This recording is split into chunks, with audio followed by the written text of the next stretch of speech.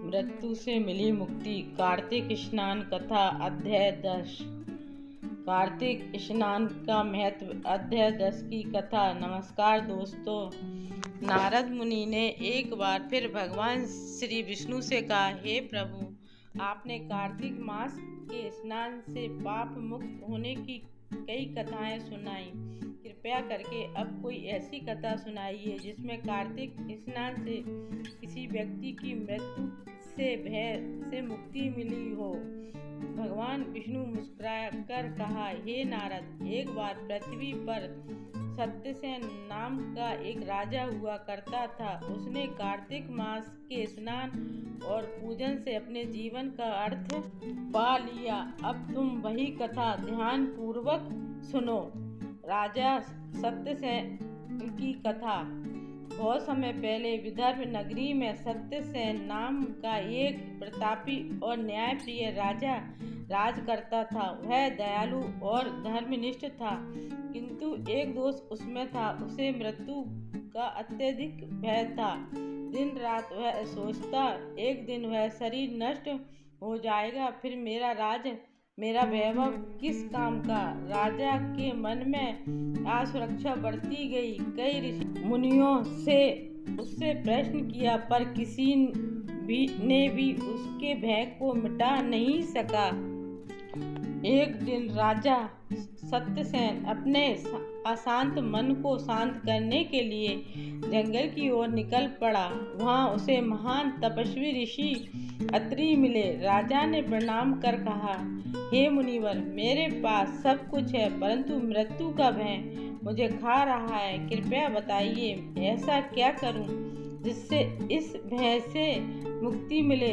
ऋषि अत्रि मुस्कुराए और बोले, राजन, अब कार्तिक मास आरंभ होने वाला है। यदि तुम इस पवित्र मास में ब्रह्म मुहूर्त में उठकर स्नान कर भगवान विष्णु का पूजन करोगे तो तुम्हारे सारे भय, पाप और शोक नष्ट हो जाएंगे। राजा ने नम्रता से कहा, हे ऋषिवर, मैं अवश्य ऐसा करूंगा। कार्तिक मास का आरंभ अगली ही सुबह राजा ने अपना संकल्प लिया। वह ब्रह्म मुहूर्त में उठता, गंगा तट जाता, स्नान करके ओम नमो नारायण का जप करता, फिर तुलसी के पौधे के पास दीप जलाकर भगवान विष्णु का ध्यान करता। उसका मन धीरे धीरे शांत होने लगा। राजा को वह आनंद मिला जो उसने राज सिंहासन पर बैठकर कभी नहीं पाया था। एक दिन कार्तिक मास के अंत के निकट राजा स्नान करके लौट रहा था कि अचानक आकाशवाणी हुई, राजन, आज तुम्हारी आयु समाप्त होने वाली है। राजा स्तंभ रह गया, परंतु इस बार उसके हृदय में भय नहीं था।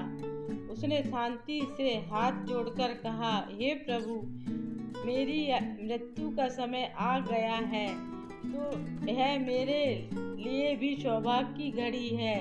मैं कार्तिक स्नान के पुण्य से आपके नाम में लीन हूँ। तभी आकाश में दिव्य प्रकाश प्रकट हुआ। भगवान विष्णु स्वयं गरुड़ पर आरूढ़ होकर वहाँ आए और बोले, राजन, तुम्हारे कार्तिक स्नान और भक्ति के कारण मृत्यु अब तुम्हें छू भी नहीं सकती। जब तक इस पृथ्वी पर कार्तिक मास की कथा कही जाएगी, तुम्हारा नाम अमर रहेगा। भगवान विष्णु के शब्द सुनते ही राजा के शरीर से तेज निकलकर दिव्य रूप धारण कर लिया। वह विष्णु लोक को चला गया।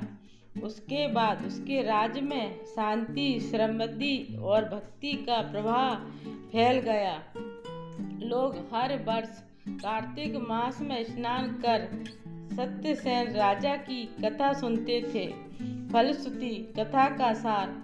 भगवान विष्णु बोले, हे नारद, जो व्यक्ति कार्तिक मास में स्नान कर मेरा नाम जपता है, उसका भय, रोग और मृत्यु दूर भाग जाती है। वह इस लोक में सुखी रहता है और अंत में मोक्ष को प्राप्त करता है।